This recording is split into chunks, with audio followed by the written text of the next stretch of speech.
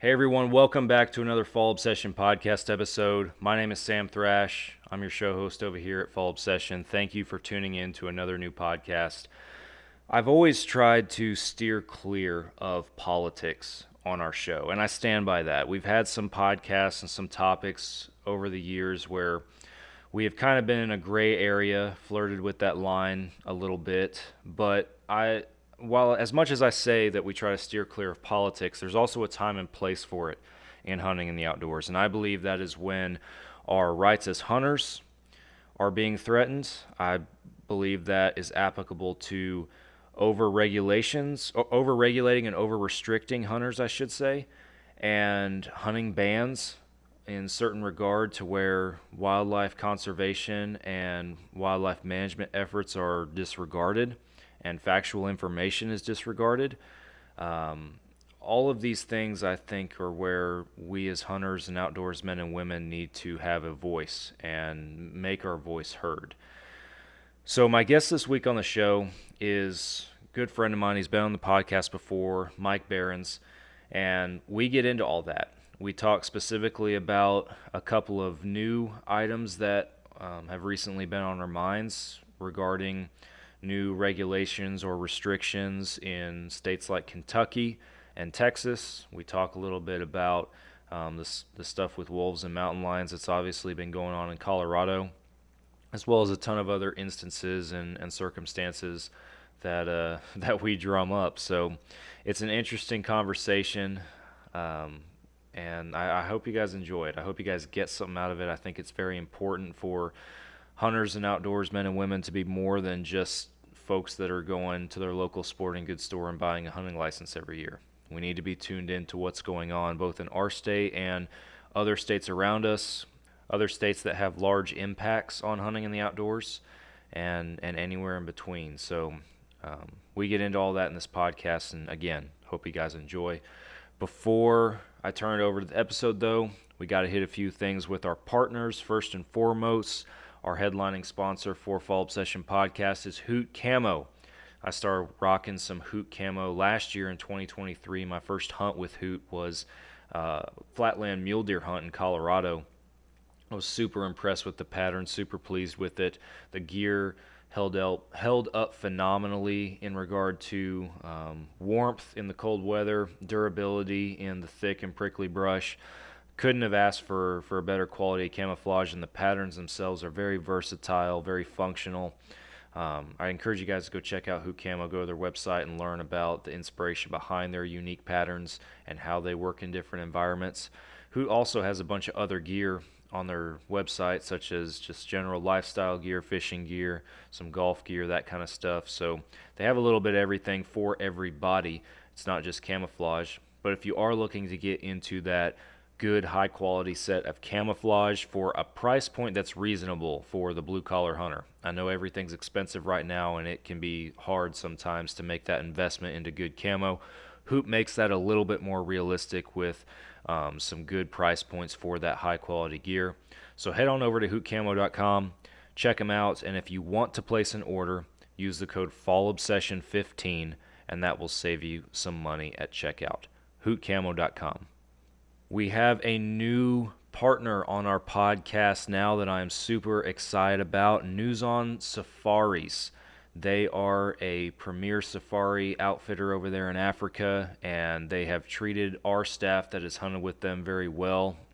We have folks on our team and then other folks that we know that have hunted with News on, and they have great things to say about their experience out there. So I encourage you guys to go check them out if you are looking to make that trip over there to hunt some stuff that you're not going to get over here in the States, have an experience unlike anything else. Then go check out News on Safaris. If you are interested in booking a hunt or learning more, the contact over there, his name is Tim. His phone number is 303-946-9441. And yes, he did tell me that I could give his phone number out, so I'm not just throwing him a bunch of random phone calls with that one. But he wants you to call him. He wants you guys to talk to him and learn more about the opportunity. And if you tell him that Fall Obsession sent you, you will get a laundry list of stuff and benefits on this. And I have it all here for you guys. a $500 trophy credit, free lodging, food, drinks, all that kind of stuff. Your fees for your professional hunters, trackers, and skinners are covered, and it also includes the discount includes some basic trophy prep that'll be taken care of. All of these things equal a $2,250 value per hunter, and that is valid when you book for up to 4 people. So if you do the math on that, that's $9,000 up to, at least, in savings. That's an incredible deal. And all you got to do is tell Tim that Fall Obsession sent you. So give Tim a call, rewind if you need to get his number again, and let him know that we're sending you his way, and learn more about what News on Safaris can do for y'all. Elite Archery is another podcast partner. I've been rocking an Elite bow for many seasons now, and no plans of changing that. I love my Elites. Technology in the archery industry has advanced very quickly, as for any brand out there, really, as you all know.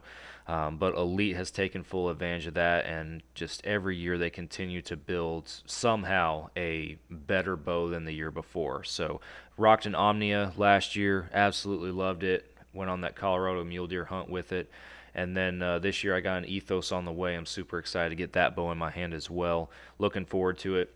I can keep sitting here and keep talking about Elite Archery and how great they are and how much I love them, but ultimately for you, what's going to make the difference is going to your local Elite dealer and taking the Elite Shootability Challenge and seeing what you think for yourself. Compare them to other bows, compare them to whatever you're shooting now, and make an educated decision. You won't be disappointed. Go check out Elite Archery. The Outdoor Call Radio app is a podcast partner. Outdoors Dan from Respect the Game TV. He created an app that you can download on any device where you can stream hunting shows and podcasts on a loop every single day. You will catch Fall Obsession podcast streaming on that loop on Mondays, the same day as our new publications, as well as tons of other hunting shows and podcasts that we all know and love. So go download the Outdoor Call Radio app today. It is free to download and you can start streaming immediately. And go follow Outdoors Dan on social media. He does a couple of different live broadcasts, a couple different times a week at local Midwestern radio stations. And even if you're not local to those radio stations, you can still catch those broadcasts shared on his Facebook Live. So Outdoors Dan and the Outdoor Call Radio app, go check them out. Ridge Rock Hunt Company is another podcast partner. Derek Eves over there in Mississippi. He books hunts with vetted and trusted outfitters across the country. He only books and has outfitters in his network with folks that he knows, trusts, and guarantees a good experience with. So if you're looking for that next adventure with a vetted and trusted outfitter, wanting to book perhaps that once-in-a-lifetime hunt that you've been saving up for, give Derek a call. He'll work with you on the details and find something that works for you. Ridge Rock Hunt Company. Finally, thank you guys again for tuning in to another Fall Obsession podcast. If you have not done it already, wherever you are streaming this podcast, if there is an option to like, follow, or subscribe, please click that button. If you can turn on notifications, turn them on. That way you get notified every time we drop a new episode. We publish weekly on Mondays. The podcast videos hit the YouTube channel on Thursdays or Fridays, depending on what we got going on that week. So, and I mean, head on over to the YouTube. We got a ton of awesome content on there that you guys can check out. More stuff coming. That's where we release majority of our feature films whenever we put one of those out. If you're not watching our shows, Texas Dirt and Midwest Mindset on Carbon TV, you need to be. Those are both whitetail hunting shows. Obviously one from Texas, the other one's in Michigan and Indiana. And a ton of awesome whitetail habitat management tactics and strategies that we share through those shows. So go check them out. Follow us on social media. We're on all the major platforms. And go to fallobsession.com. That's the website. That's the hub. That's where you guys can find all the content filtering through. Everything that we produce runs through the website, so it's the hub for all of it. You can also head on over to the store, pick you up a hat or a shirt, support a small-time hunting brand. But even if you don't like any of our designs, don't want to buy a shirt, don't have the money to spend on something like that right now, the cheapest way that you can support Fall Obsession is by doing what I just said and liking, following, telling all your friends about us. That is the cheapest investment that you can make, and it does help us out a lot, believe it or not. So thank you guys for supporting Fall Obsession. All right, I'm wrapping up the intro, and we're heading on over now to my conversation with Mike Behrens. You guys are listening to another Fall Obsession podcast. Oh, you got her, dude. She's down. Let's go. Dude, I just shot a deer of a lifetime. Freaking smoked him. One with nature, and if you're a believer, one with God. Definitely gets your heart pumping. Boy, you are in trouble. Fall Obsession Podcast. Welcome back, everybody, to another Fall Obsession Podcast. I'm Sam, hosting you guys as always. I'm joined in person this week. My favorite podcasts are always the in-person ones, but I'm back on here with a returning guest to our show, Mike Behrens. Welcome back to Fall Obsession Podcast. Thanks for having me again. Yeah, man. I enjoy recording with you, and I always try whenever I have returning guests to like reference the previous episodes that I might have done with those people, but I always forget to research it, right? So I get on here and I hit record and I'm like, oh yeah, I've had them on before and we talked about this, and then I just draw a blank and I can't remember what episodes. But I didn't do that with you. I actually went back and wrote them down because I want to be sure. And this is actually your 7th Fall Obsession podcast to be on, which is pretty cool. Going all the way back to your first one, episode 136. First year for everything, Yep. Which was not just your debut on the show, but then we were talking about your adventures, your very first year of whitetail hunting in Texas. Yep. So it was a great episode, and then we've had a lot of good ones that have followed that. We have walked the narrow line of not getting too controversial, but still touching some stuff that we normally don't steer too close to on the show. But and then episode 150, one of our quote-unquote filler episodes that we just recorded just cause about camouflage, ended up being the most listened to podcast on Spotify in 23 for Fall Obsession, that is. So we've done some good ones. Rogan. we were close. We had a little ways to go to get to him, but we're making a dent. But no, the last one we had you on for was 172, sophomore slump, talking about year number 2, which all of these episodes I encourage folks to go back and listen to. They're good ones. But as always, we're back on here with a purpose, I feel like, wanting to talk about some specific stuff and not just backyard bow hunting like we have in the past. We're wanting to dive into some larger issues, and you came to me a few weeks ago actually and was like, hey, I got working on some stuff for another episode. I got some ideas and some thoughts on some stuff that's going on, and as much as everybody likes going out there and enjoying the great outdoors and everything, there's a whole nother battle being fought behind the curtain to basically keep it possible for us to enjoy those rights that you would think shouldn't be too hard for us to have. But Correct. Yeah, and the one we did last year where we kind of dove into a little bit of that, I mean, it was a good episode. It was good, but it was frustrating to read what was going on, and to know that as an individual how little impact you can actually make, but also as a bunch of individuals how powerful that can be. Exactly. So, and it's still going on, which is why we're talking about this here. And it's going to continue to go on. And we've recorded on this show plenty of episodes over time that reflect that, and I'll reference 181, which I recorded with the guys over at Howl for Wildlife, which is a conservation organization that works to advocate at the legislative level in these various states that are fighting battles, and when it comes to wildlife, hunters' rights, all that kind of stuff. There's obviously the Colorado drama going on with mountain lions and wolves, and we'll get to that a little bit later in this podcast, but it's never going to stop.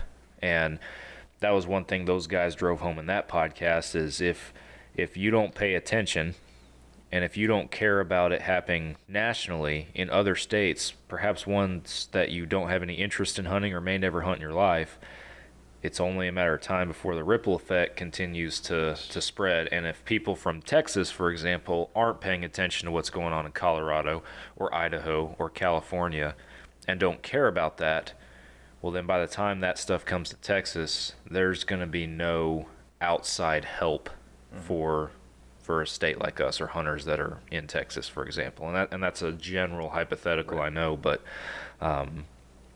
yeah. So the first thing, and we'll put it in 4-wheel drive, as some friends on another podcast told me the other day when I was on their show. They were like, all right, we're putting this conversation in 4-wheel drive, and here we go. And I was like, I kind of like that. That's cool. But we're going to get in the full swing of things and dive in and start with, again, something that I wasn't super aware of until you sent it to me, and that was actually in the state of Kentucky.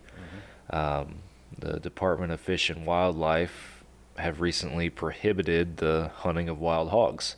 Correct. And wild hog hunting is something that we are all too familiar with and all too bad at, I feel like. I'm not calling you bad at it, but I'm bad at it. I'll speak for myself. They have my work schedule. I mean, every time I show up to work on second shift especially, I'll check the cameras around midnight or something. Go in the break room, check the camera. Sure enough, they're out there.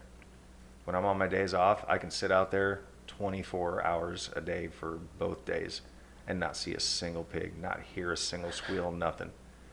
Second I go back to work, they're on my feeder. Yeah. They got a scout or something watching you. Either that or I stink. So there's something there. Well, it's interesting to see Kentucky do that, and I've read some articles since you sent me that, and kind of trying to get a grasp on what's going on over there. And their idea was, from what I could gather, they're wanting residents to report sightings of wild hogs instead of hunters shooting them. Now, I believe if you're a landowner in the state of Kentucky, you can you can still kill pigs, but for your normal resident who goes out there and hunts, whether it's a private lease that they have or public land, whatever it might be. Even with the carve-outs, they're restrictive on that, on what they will let you do.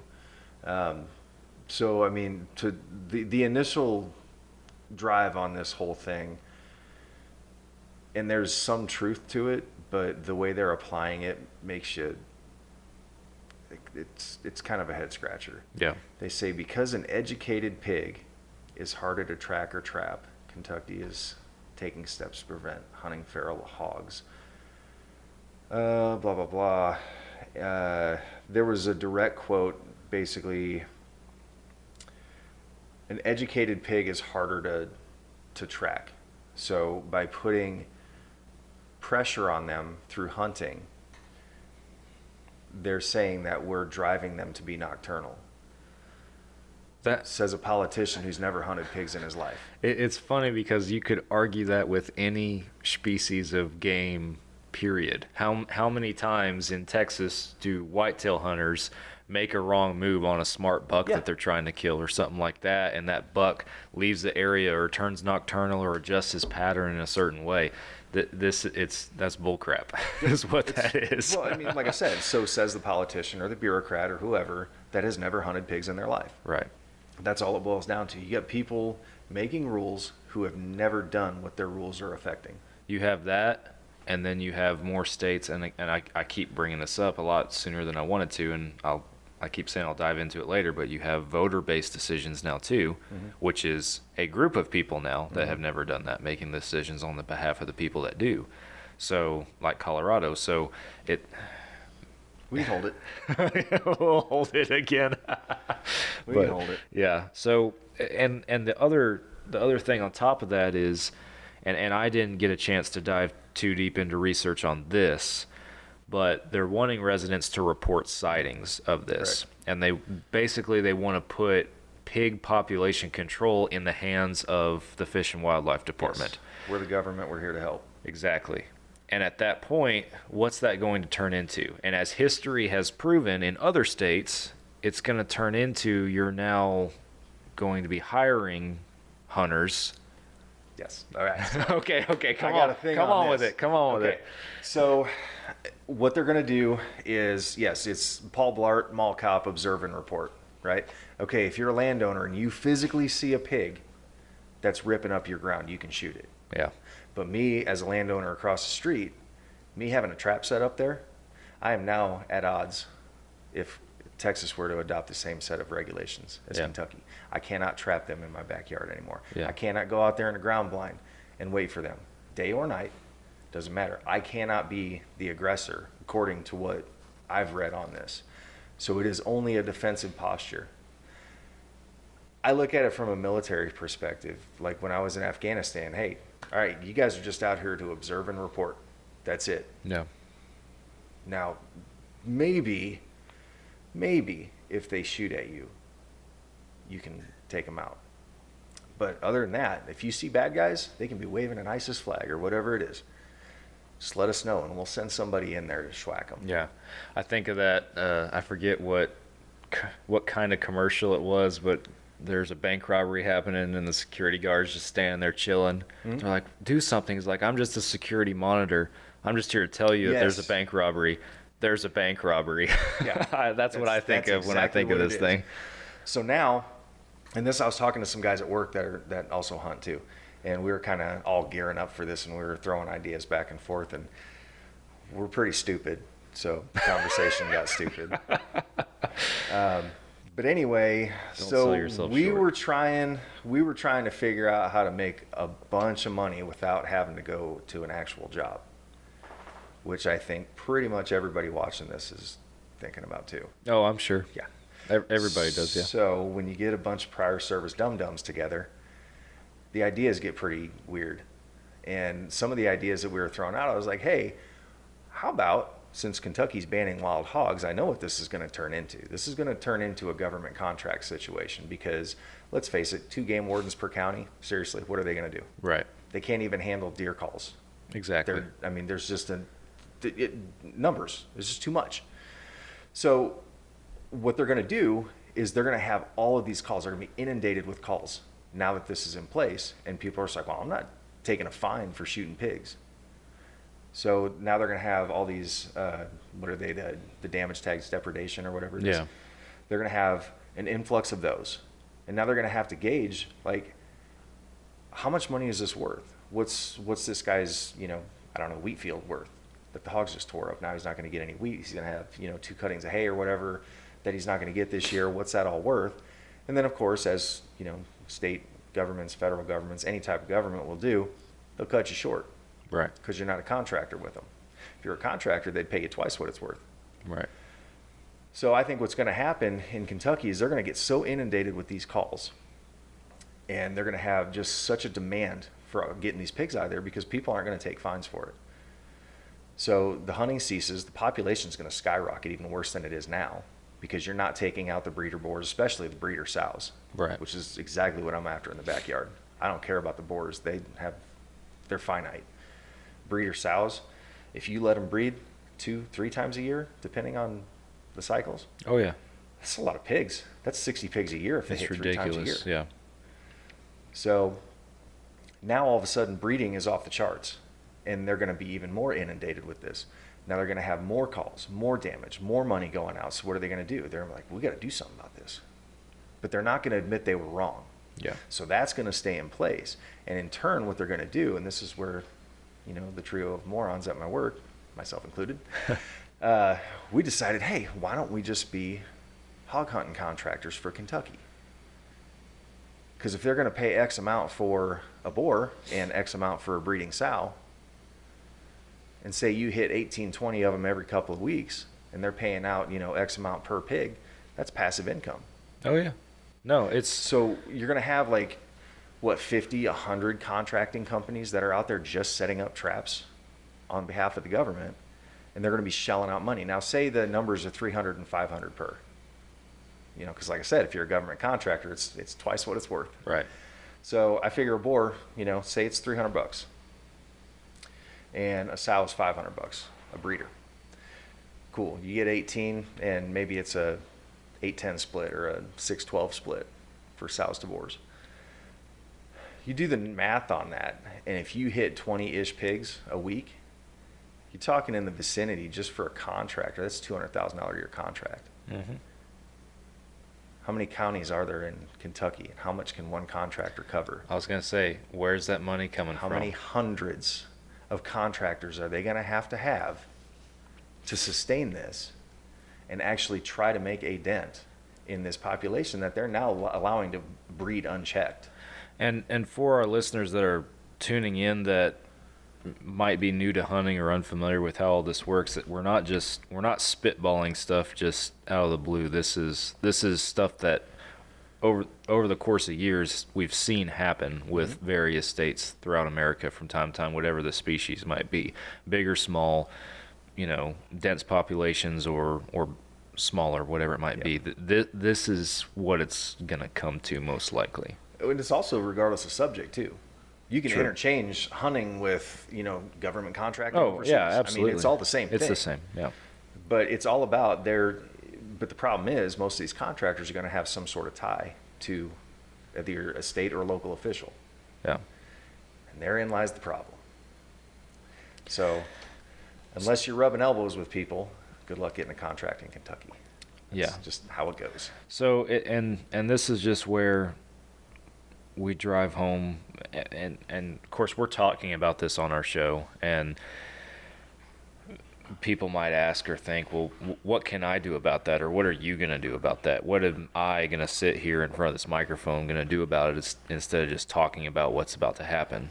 And again, that's where, if you are a resident, this is closer to home for you, if this does impact you, you have to go through the channels of your local government, local legislation to try and advocate for it.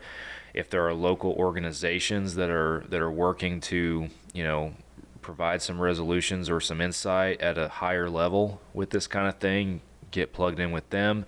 There's organizations we already I think mentioned, the Howl for Wildlife is one example, but there's organizations like that advocate for stuff like this and work on stuff like this at a much higher level. So it's not something where we necessarily have to just lay over and just complain about it, and that's not what we're trying to do here. But it is for those that can have a voice, or that want to have a voice, or who didn't know they had a voice. You actually do, and it's important to have that voice heard. Right. Now, one of the problems, and to finish off my rant from earlier, you talk about all that money. How many hundreds of contractors are they going to have to cover the entire state of Kentucky? And more specifically, the land between the lakes, which is always being talked about in all these articles that I'm reading about it.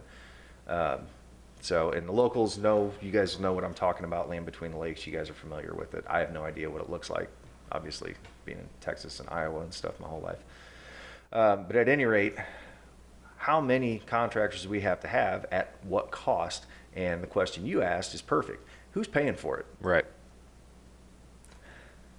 Who we know. We know who's paying for it. Who do y'all think's paying for it? So taxes are going to go up. Yeah. Property taxes go up to pay for the inability of property owners to control their herds of pigs.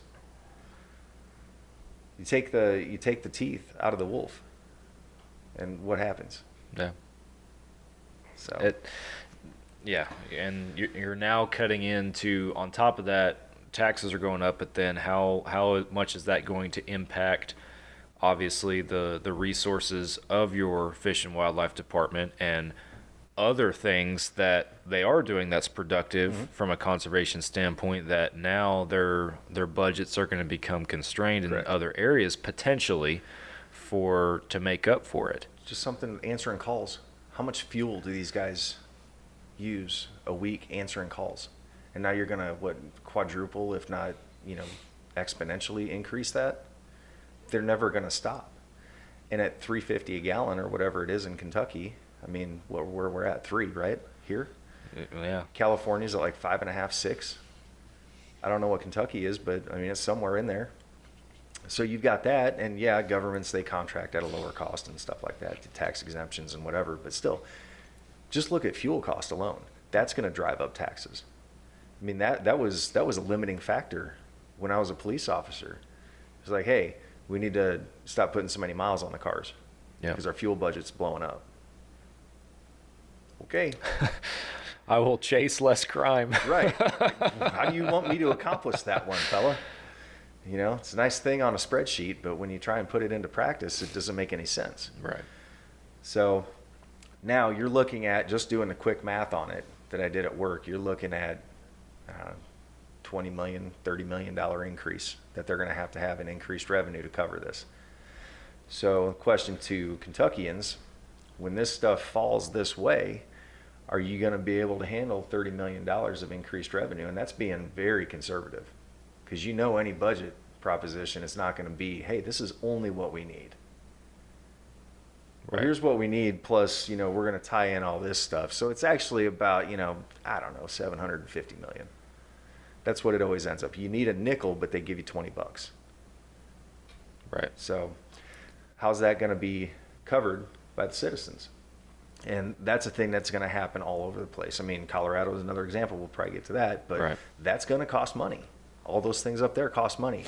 The damage and all these things that, the ranchers with their cattle, all that stuff, it's all going to cost money. Who's covering it? And at what cost? And who's going to be enforcing or, being the security blanket, the protectors? Who's going out there and taking care of this stuff and running the security if you're not going to allow the ranchers to do it? Yeah. Again, you can look at whatever state you want to pull up that has had other issues or similar issues, restrictions, new bans on hunting, whatever it might be.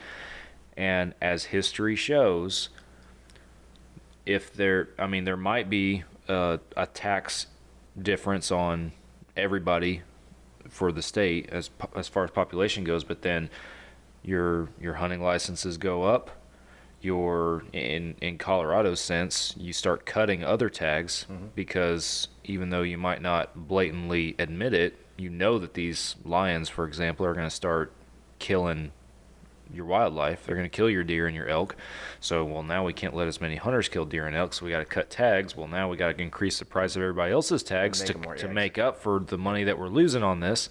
So, yeah, I digress a little bit, but I mean, it's a rabbit hole that you fall into, but it's a necessary one. I mean, that's like we were talking at work. I mean, we didn't come to work intending to talk about killing hogs and making a contract, making money off of it.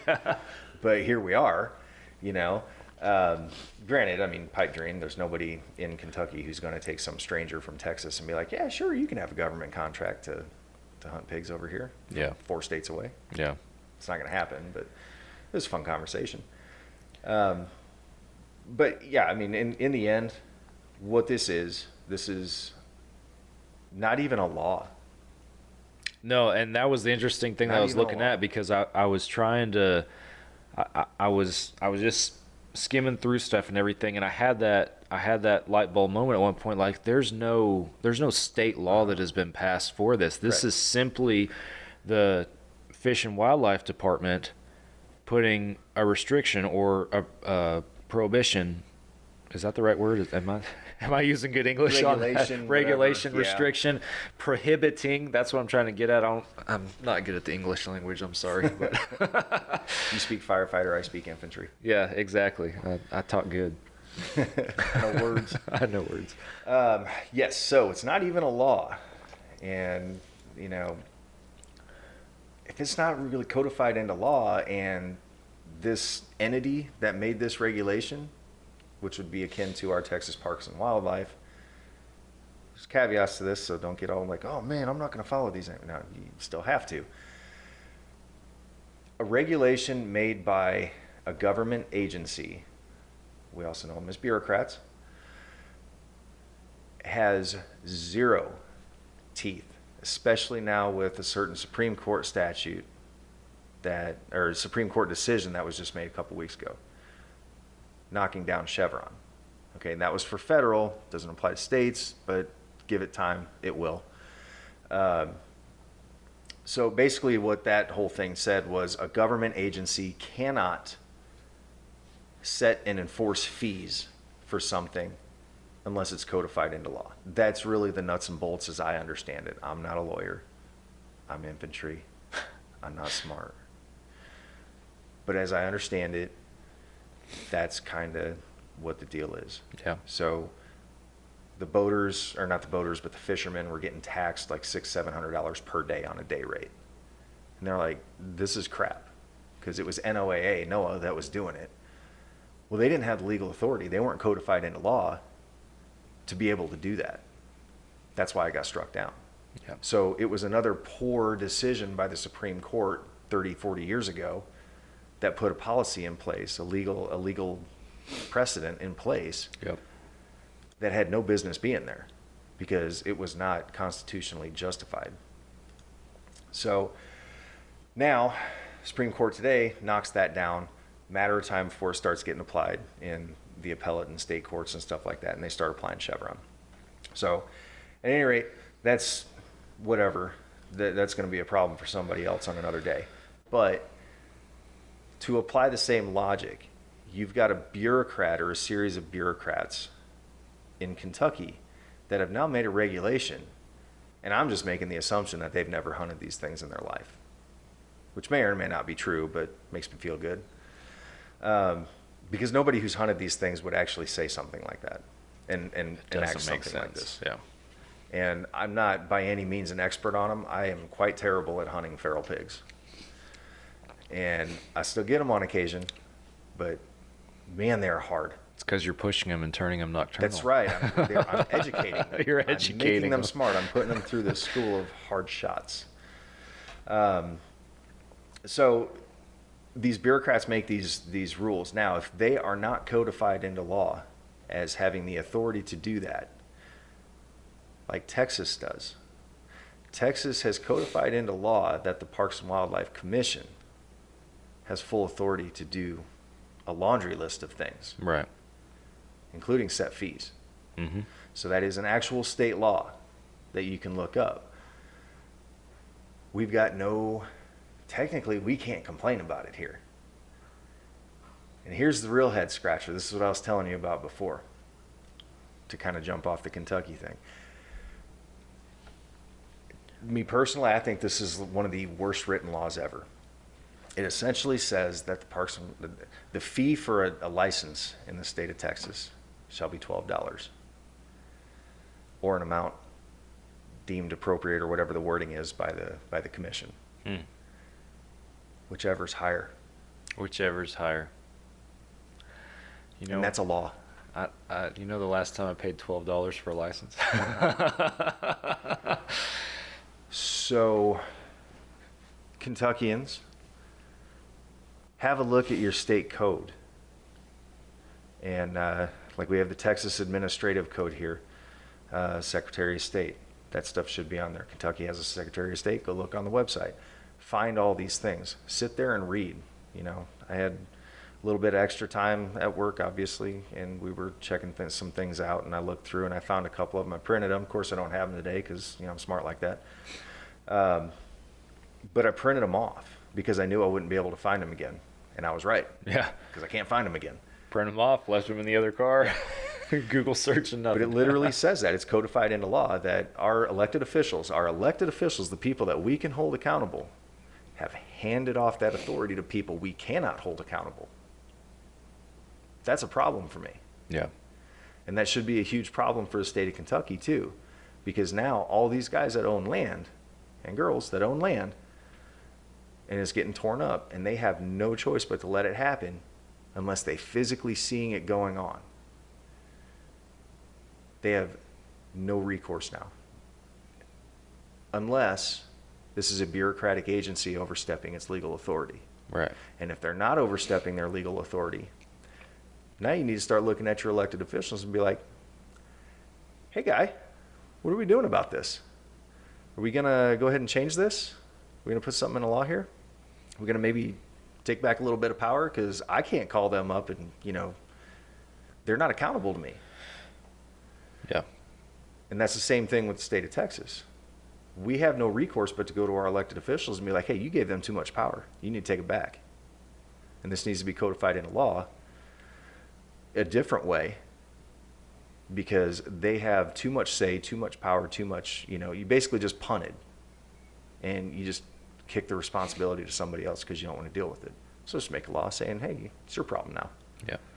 And now we, as individuals, have no control over that. We cannot hold anybody accountable. And most of these state agencies now, I mean, look at the DMV. I tried to make an appointment at the DMV for 3 hours on their website. That doesn't work. 3 hours. And then I tried to call. You know what happened? I found this out when I drove up to Decatur. She told me that, oh yeah, you can't call in anymore. They reroute you in a circle down in Austin. They took that away from us. Oh. So you can't even call into the DMV anymore. Okay? Who can I hold accountable for that? You know, like I said, it's not specific to hunting. It's about, you can interchange any single subject that you want that deals with a 3-letter government agency, and it's all going to be the same thing. Right. They have too much power because it's been punted. The elected officials don't want the responsibility. Well, if you don't want the responsibility, get out of office. Let somebody else do it. Yeah. Well, not to make it 100% political. Yeah, sorry about that. No, you're good, man. Not to make it 100% political, but this is the importance of, again, we're talking about subjects related to hunting and conservation and everything, but to your point, everything in life, local government's important. No matter, and I'm not here to talk about what your opinions are on which side of the fence you're on or anything like that. Nobody cares about that. Yeah, that doesn't matter to me. But local government's important, and that's where you should make it a priority to have your voice heard. Yep, and absolutely. And I'll leave it at that. And especially as hunters, we need to pay attention to what's going on in our states. On that note, shifting over to our beloved great state of Texas down here. We have a new regulation in place. Made by bureaucrats. And the very first regulation in the state of Texas pertinent to mountain lions. Correct. Up until now, and I guess in some regard it still is, in the state of Texas, you can hunt or trap mountain lions at any time of the year with no limits and no tags. That is legal. What Texas has done is they have now put a regulation on mountain lion trapping, saying that if you are trapping mountain lions, you can't have them in the trap for more than 36 hours. Right. And this is a regulation that I do not disagree with. Oh, I absolutely agree with it. Yeah. To me, it's common sense and it's ethical. Absolutely. And yeah. If you're leaving a cat in a trap, any animal in a trap for 3, 4, 5 days, it's unethical. Yeah, I have some feelings. Yeah. On that. Like even feral pigs. Second I saw one in the trap, I'm out there on the 4-wheeler. You bring that up. It's interesting. I know a guy. I haven't connected with him in a while now, but he lives in Florida, and it's funny. He works for the state, and one of his jobs is killing wild hogs. Yeah. It's a little sidebar on that. He's the guy. He's the contractor.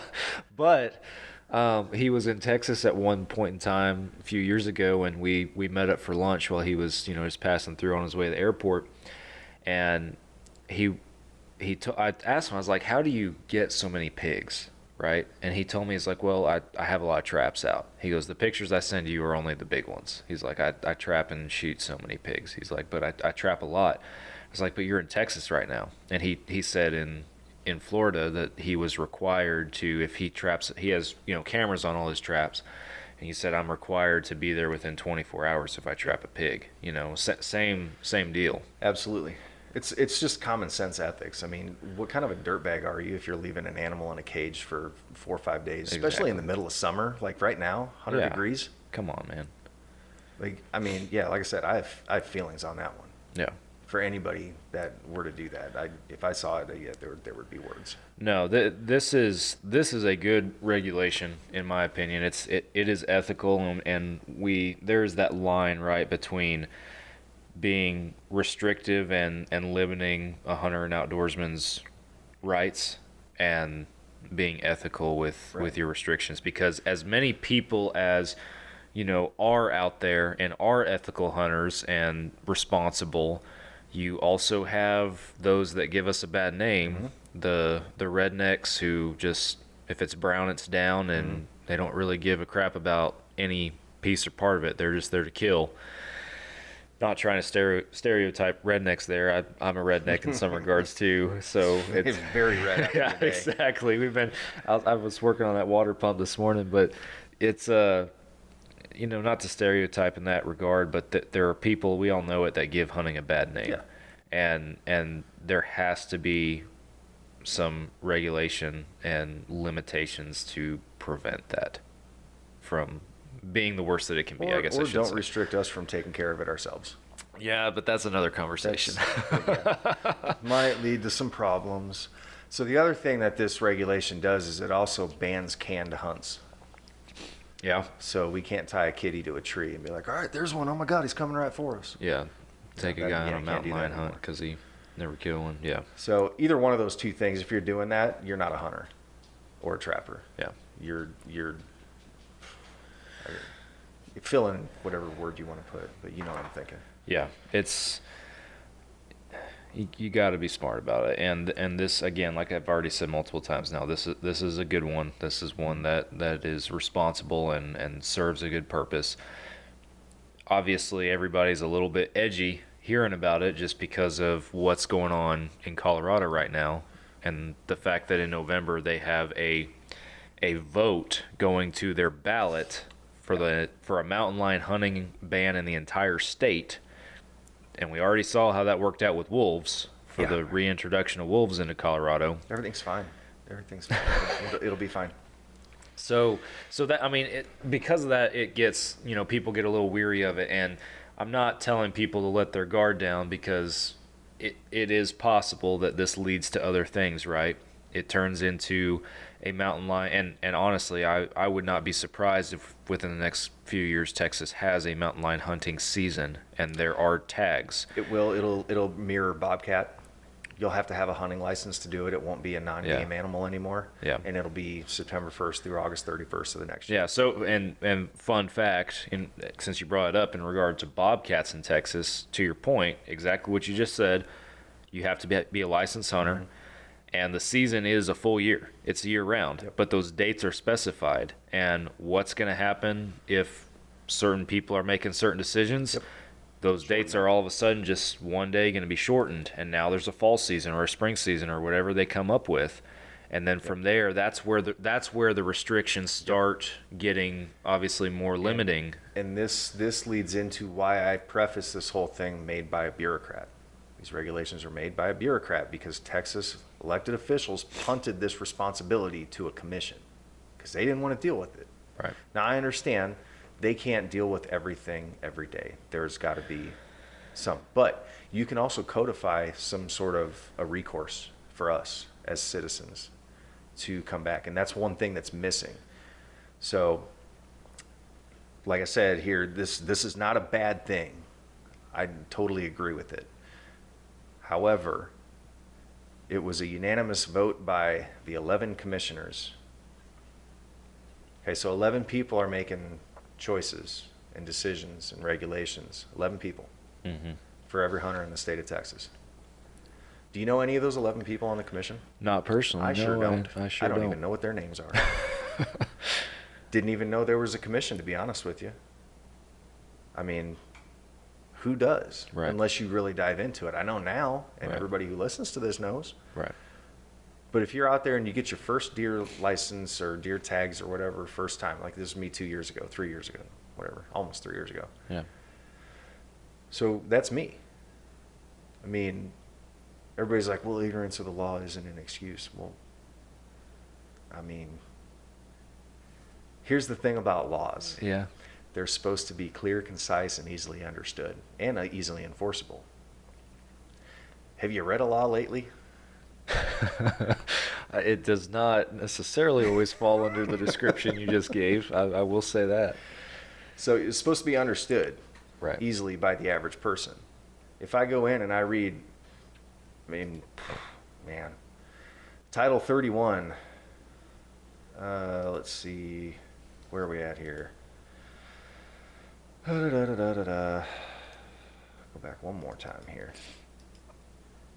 We're if y'all are tuning into the podcast video, you'll see we're prepared today. We got the setup going with the computers and the laptops here, and got the internets, the hamsters running out here in the country for the internets and getting everything all fired up. So for the law that's supposed to be clear, concise, easily understood by the average person, and easily enforceable. Okay? Title 31, Part 2. has 1, 2, 3, 4, 5, 6, 7, 8, 9, 10, 11, 12 chapters. Chapter 65 is wildlife. A, B, C, D, F, G, H, I, J, K, N, O, P, Q, T, U, V, and W are Alphabet the soup. subchapters. Alphabet soup. Yeah, there's a few ones missing. So if we go into, let's just say subchapter C. There's 101, 102, 103, 104, 105, 107, 109, 111, 13, 15, 16, 17, 19. Y'all get the picture. Who is going to know all of this stuff their first year hunting? You need to go be a legal scholar just to adhere to the ignorance of the law is not an excuse. Yeah.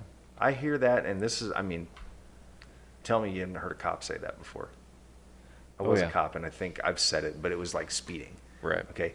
If you don't know what the speed limit is, there's white and black signs posted everywhere. Yeah. Like, ignorance of that is not an excuse, obviously. So I've said that phrase before, but in a very applicable way.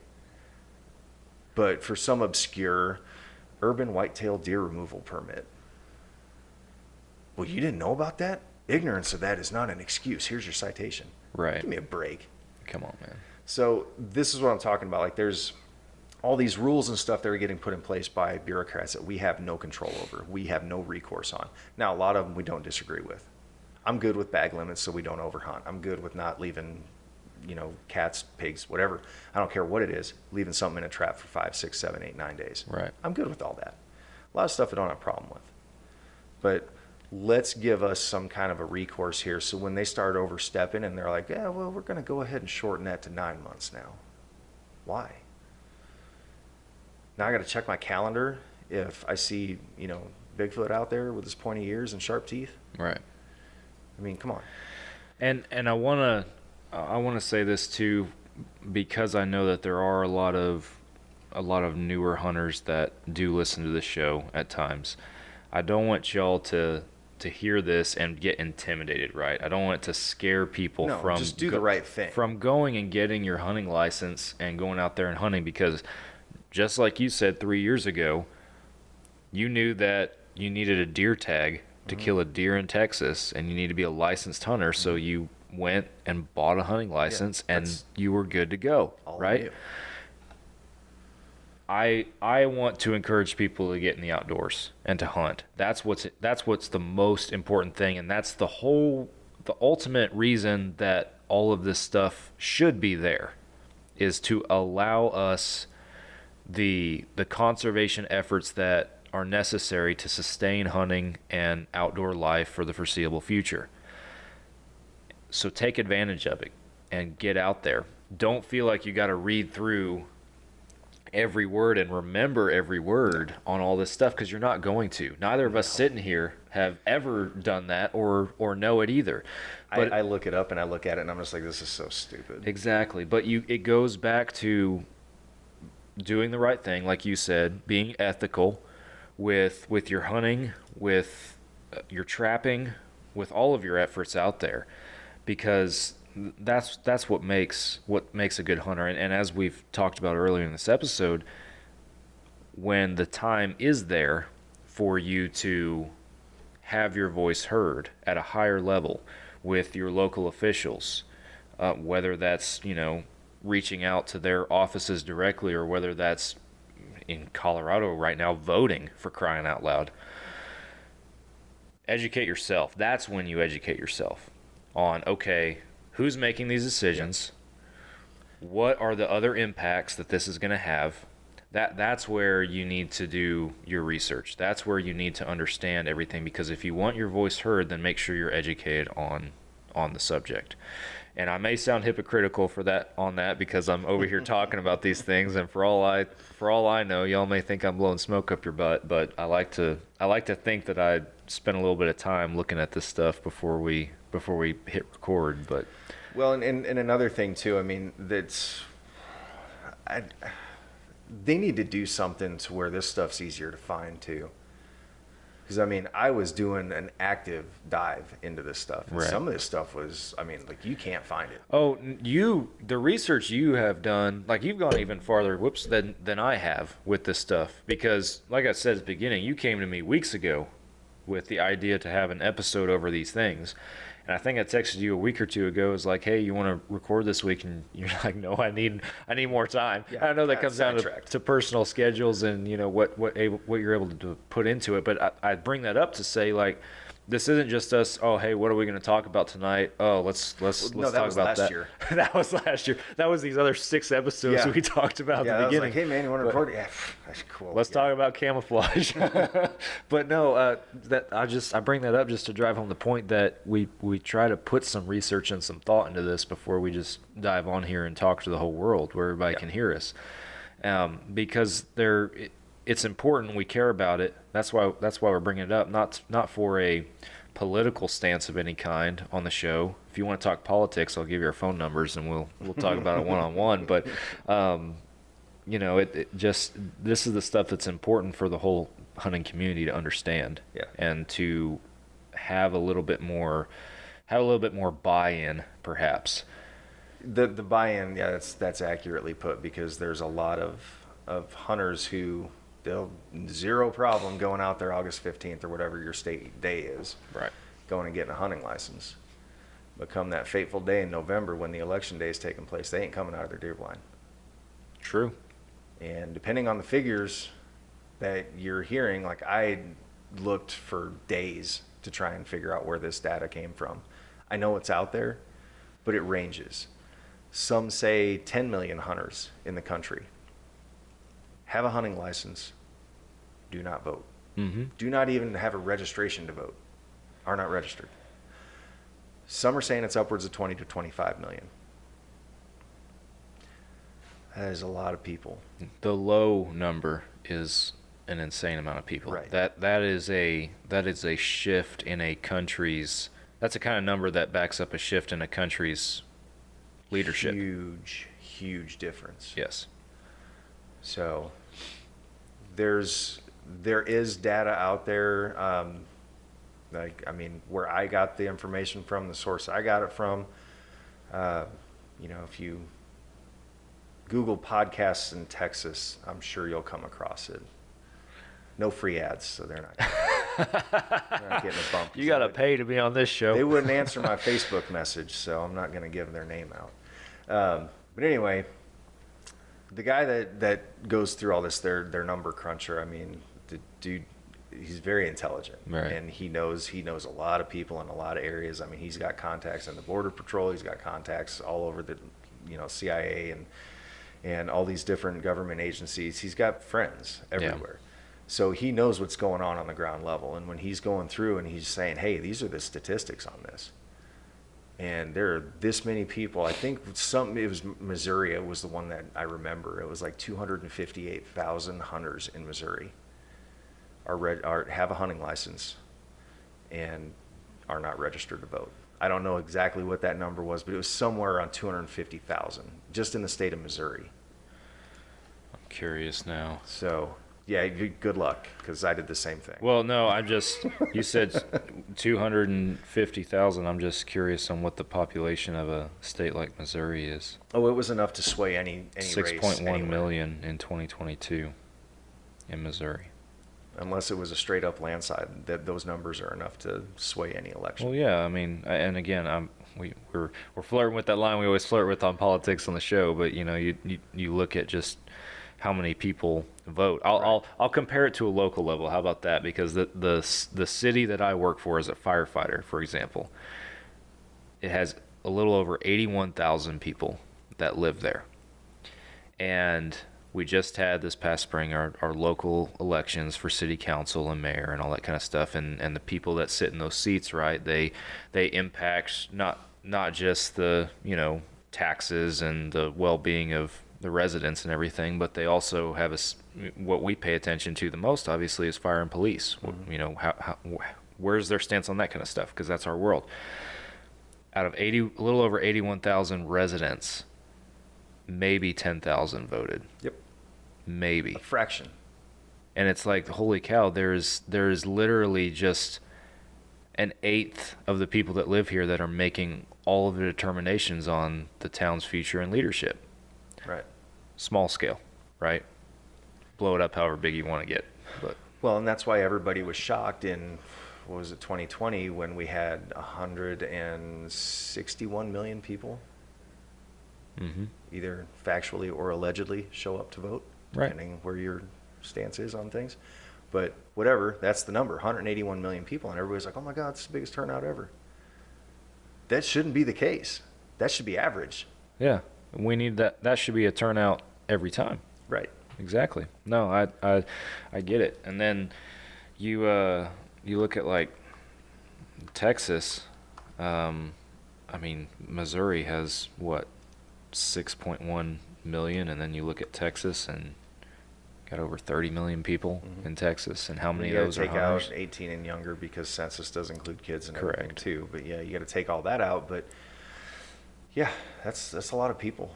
And when you start chopping away segments of that population due to age, now you're looking at an even bigger percentage of this number affecting the percentage of people who voted and how much strength there are in those numbers. So, you know, going back to these things, it's like my major issue is not the fact that they're putting regulations on mountain lions in the state of Texas. My issue is that I can't vote these clowns out of office if they do something that I don't like. I can't hold them accountable because they are appointed. Mm-hmm. That should be a problem for every single person. Yeah, it's and what do you do about it?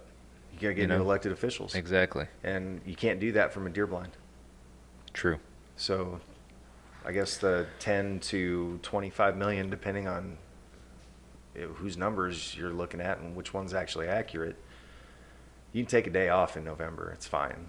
The deer will still be there the next day. So I will end the political push on Fall Obsession podcast with this encouragement. No matter where you stand on things, no matter what you care about, federal or local elections, whatever the case might be, in November, either vote early, because you can do that, vote early, or take a morning off from hunting, whatever it might be, because it matters in the long run.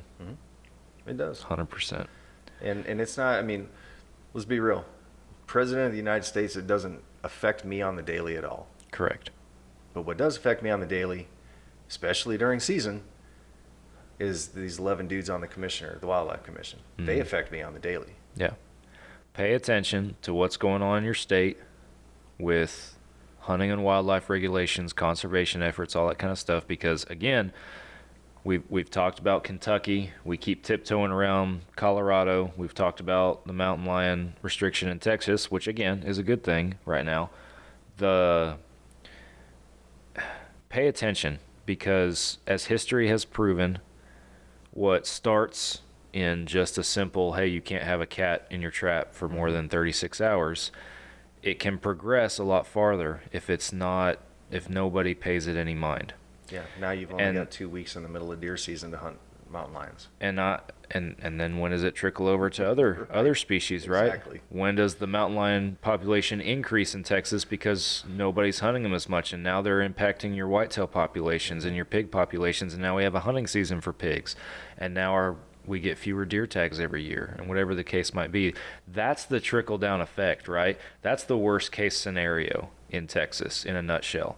And you look at Colorado, you look at the wolf reintroduction, which they just released them last winter.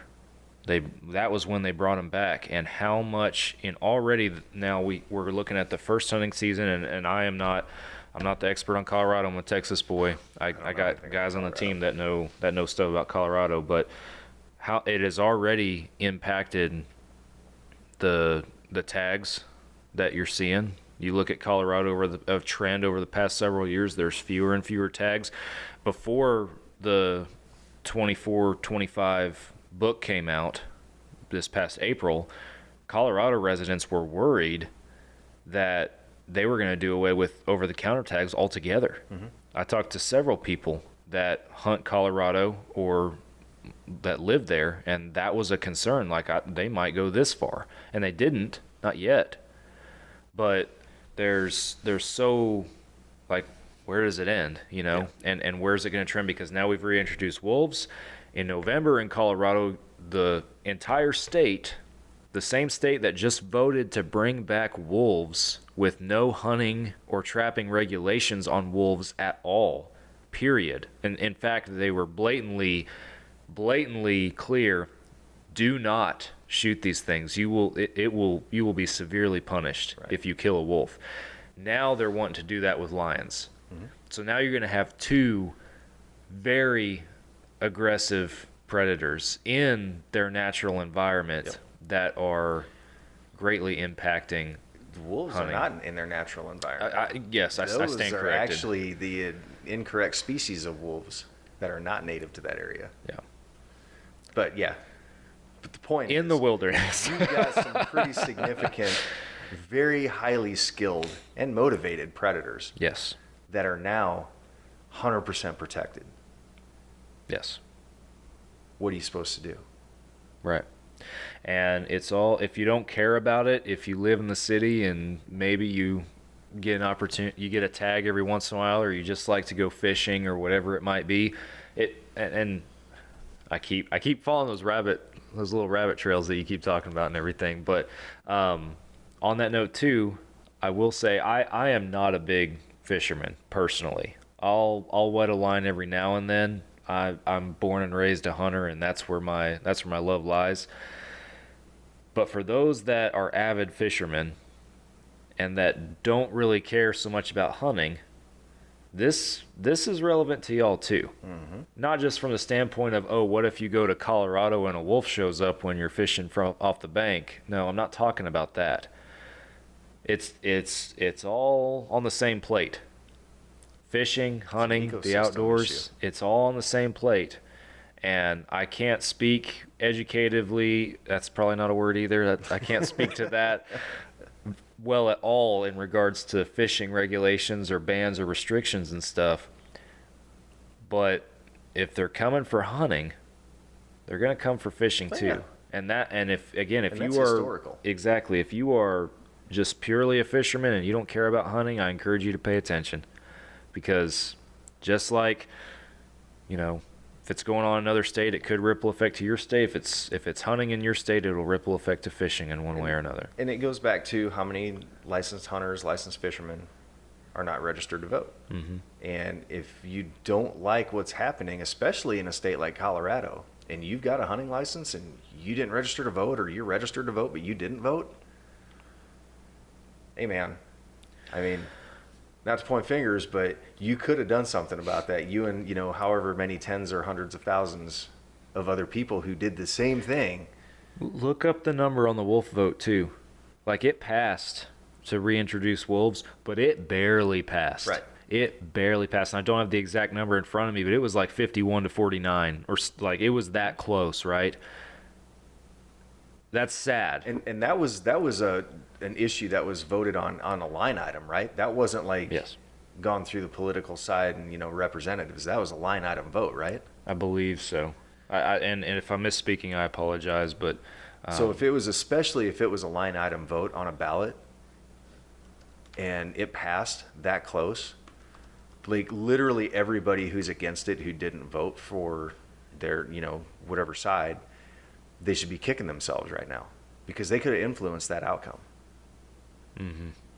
Yeah, and that's the point that I'm trying to make, right? Is I hope that would be a wake-up call, because 51%, the majority that carried that vote,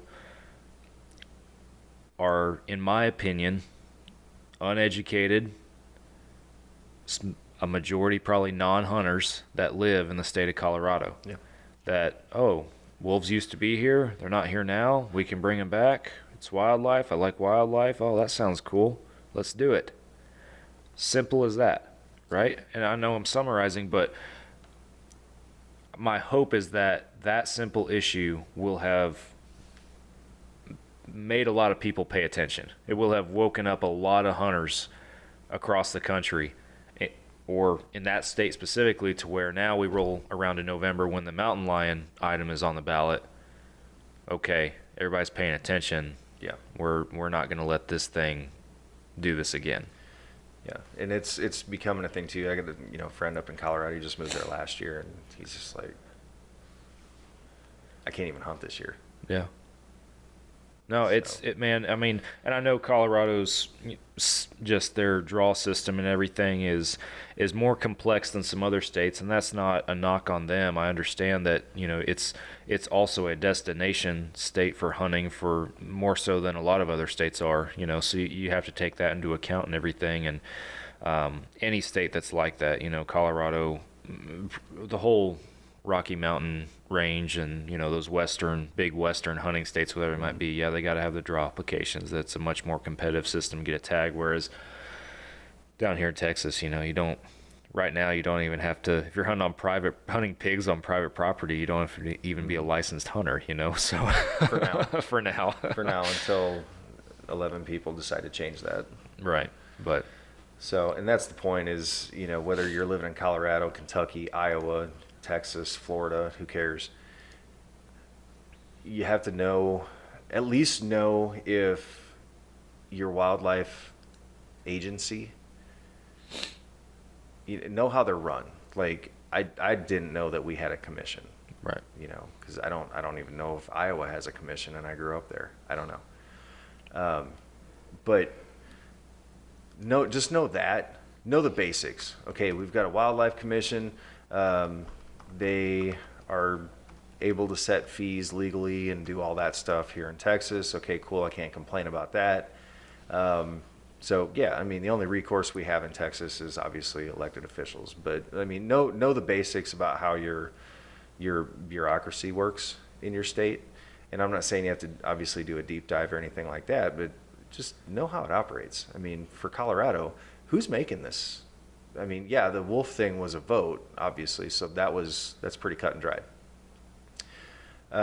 But like their draw system and regulations changes and all that stuff, like look at what grants them the authority to do that, and to see if they're exceeding said authority. Right. Or if you don't like what they're doing with their authority, then challenge their authority through your elected officials. And those are things that, and here's the thing, like, this is one of the experiences I had here in Texas. I called my elected official, and I wasn't good enough to return a phone call. Yeah. And I'm like, man, there ain't that many people in this district that you can't respond to a phone call. Right. Because one of the candidates in one of the races, he didn't have a problem returning the phone call. Mm-hmm. So exactly. Who needs to be in there and who doesn't? If you can't pick up the phone or have one of your staffers pick up the phone and return phone calls, you don't need to be in office, period. Because you just basically told me that I'm not good enough for your time. But hey, let me get your vote come November. So I can make all the decisions. Right. Exactly. So guys like that need to go. And that's the whole thing. Start putting pressure on the elected officials. Seems familiar, like we said this last year too. Yeah.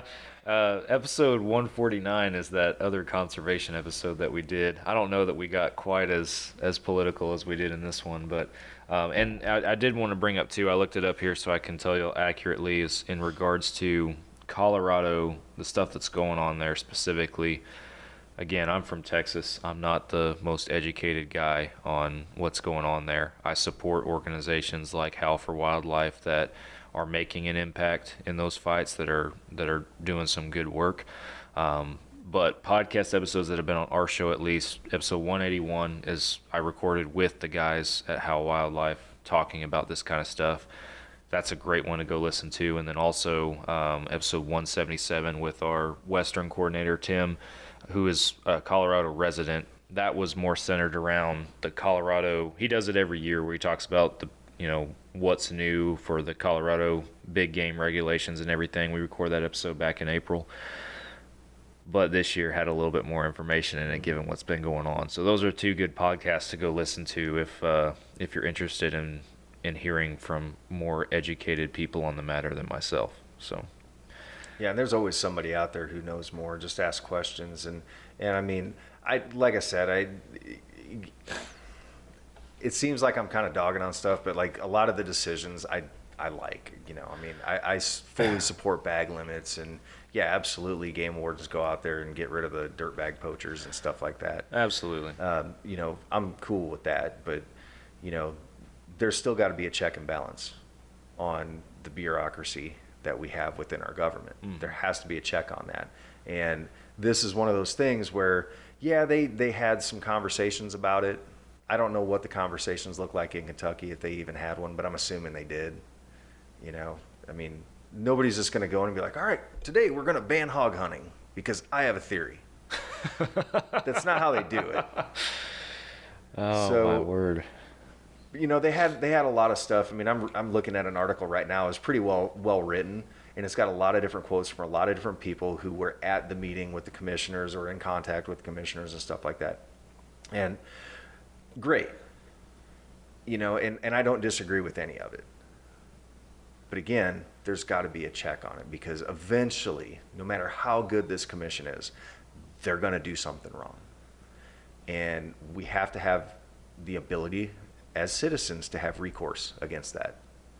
It was written somewhere in some kind of an important document in our history. I can't put my finger on it. I'll have to Google it. Dang. Anyway. Yeah, good thing for Google, huh? Yeah. So, yeah, but other than that, I mean, you know, pretty slow news day. Yeah. Slow news day. Did you hear Richard Simmons died? I did not. Yeah, fitness guru. Sad day. And it was Krispy Kreme's birthday the other day. Krispy Kreme's birthday. Other than that, not much in the news. Yeah. Thanks for tuning in, guys. Well, man, before we call it an episode, we've been sitting here in front of this camera for over an hour now, talking with this blade displayed on the table in front Yeah, of I us. wonder if anybody noticed it. I don't know. They might have turned us off after about 4 minutes, or they might have been just so tuned into the know. red, I white, think- and blue cowboy That's hat what I that was you're thinking. wearing. I probably kept their attention right here, right up in here. Yeah, tell us about what we got here. So that is my. I didn't make that knife. So I know, it's but it's here for a reason. yeah. So what I did is I did the handle on it, and that was actually a gift, wedding present to a friend of mine. And that particular blade cut that I got for him, it kind of fits his personality. He's a little bit of a cowboy, a little bit of a history buff, gun nut. He's kind of he's a nerd in a bunch of different areas. Aren't we all? And he worked at our favorite box store, Cabela's, for a while. I think it was firearms inventory, and he ran like that, you know, that back room with the super expensive guns and the antiques and stuff. I think that was his wheelhouse. I got you. So, like I said, I mean, he's a nerd in a lot of different areas, but he didn't have like some super nice kind of, you know, wicked type knife like that. And I was like, yeah, I'm going to do that. Yeah.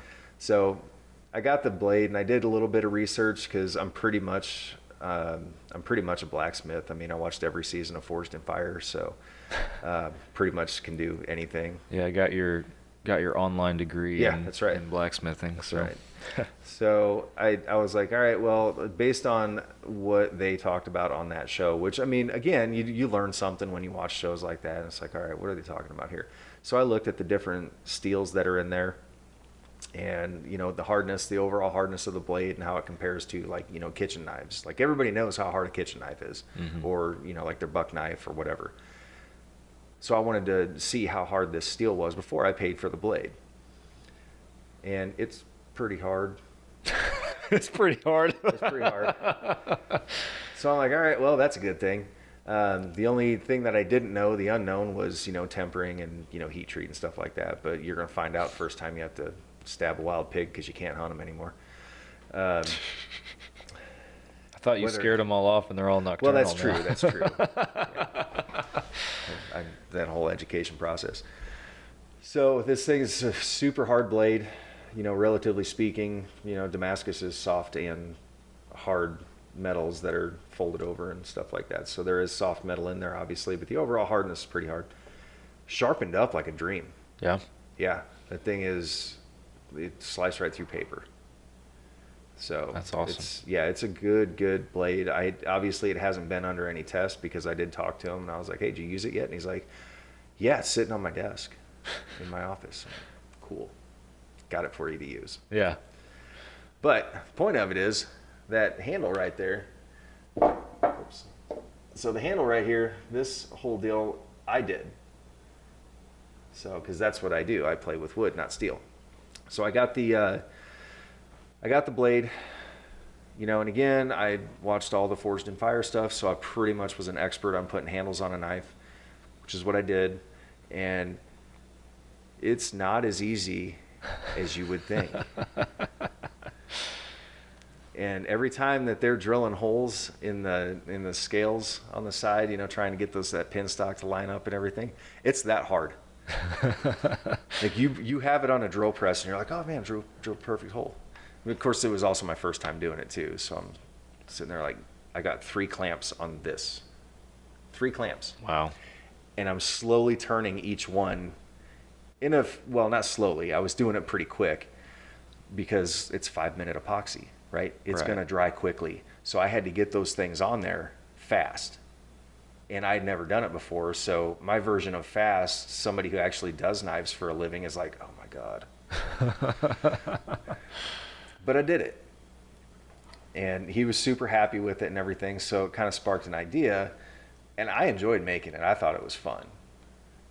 So I had an idea that we had talked about a couple weeks ago is, if we wanted to do a run of 10, I can do the Texas Bowie knife.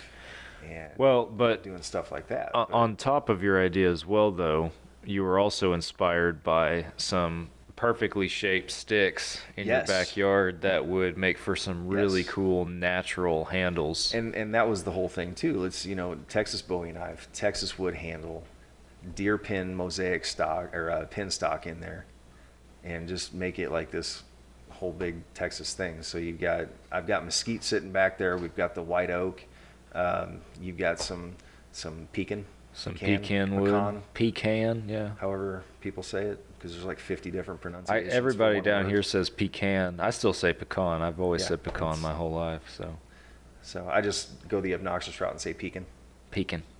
Pecan wood. No, so yeah, we're thinking on maybe partnering up. So like Mike alluded to, he does woodworking. He's got a little side hustle with that, Wolf 6 Customs. And that page will probably be tagged in this podcast video. It's normally what we do, but this knife, also this sign that's behind us on the wall too. You surprised me with that one day, so your creativity knows no ends. But we're talking about doing a collaboration on those blades and everything. So I don't have a timeline or anything for y'all, but we wanted to throw this one up here and show it off real quick, and that way you guys can kind of tease what we're thinking about and everything. And I'm gonna take it a step farther, and just for anybody that's listening or watching the podcast, when the time comes for these knives to come out, if you use the promo code Wolf6 at checkout, you'll save some money. I don't know what that'll look like yet, but I'm putting it out there to the world right now, and it's going to be out there, so you guys can take advantage of that when the time comes. But well, and just to put it in perspective, I mean, my first tour in Afghanistan was 04 and 05, and I bought a K-bar at the PX in Afghanistan for $110. Huh. So, today that same K-bar is, I don't know, maybe 150, 180, something like that. Yeah. So, I mean, just ballparking it, you're probably for, Damascus steel and, the custom handle and stuff like that. If you were to have somebody make that knife, it'd probably be in the $700 to $1,000 range. Yeah, that's not anywhere near what. No, we're not making $1,000 knife here. Well, we're making $1,000 knife. We are. We're not gonna make you pay $1,000. So, but yeah, it's not hand forged, and I'm not out there with a coal fired, all this stuff, and my leather apron and. I mean, it'd be cool. I'd do that all day long. Yeah, with your cowboy hat. That's right. It's necessary. Yeah, essentials. But yeah, I mean, it's a good knife, and I have zero doubt that it will do the job that it needs to do. And obviously, this is the gunslinger cut. That's not a Texas Bowie. The Texas Bowie is going to be a couple inches longer and have a little bit longer handle. It'll be overall length of 12 inches, so it's going to be a big one. Yeah. It's going to be a big knife, but the handle is what I'm excited about because I don't care about steel. I like doing wood stuff. Yeah, wood is where you can make your mark. So Yep. that's And awesome. I've got tons with that white oak, tons of that. And you've seen the pile of mesquite that I have out there. Yeah. And mesquite is a super, super hard wood. I don't know how brittle it is, but it's hard. Right. So we can do the mesquite. We can do that. We can do pecan wood if we got any left. Yeah. And I can. I've got 15 acres plus the neighbors, that I bounce around in. So I'll look for some other species of stuff too. But we're pretty much for sure going to have those 2, possibly 3. But I want to keep it Texas native and have that whole thing centered around deer hunting in Texas. Yeah.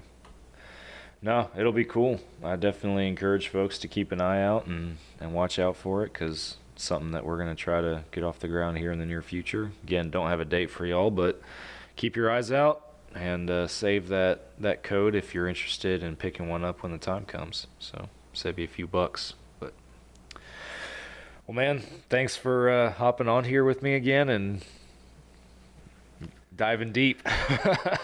Yeah, well, I mean, it's that yearly brush up, and I'm glad it's over. Now we can go on to more stupid stuff like talking about skunky hats. Yeah. Derek. Yeah, so I didn't know this till Mike showed up. I guess I missed it on the social media, but old Derek Eves from Ridge Rock and Mike have been debating on social media, I guess, what makes a rookie hat. Yeah. So yeah, if you don't have him on Facebook or me on Facebook, but you see the comments or something, yeah, I did a little smack talk on his sweat line on his hat the other day, and because we've known each other since never. Since never, we're not friends. Yeah, I don't know who he is. I walk right past him and have no clue who the guy is. But I do a lot of sweating in Texas here. Yeah, don't we all? Because it got cold the other day. It got down to 68.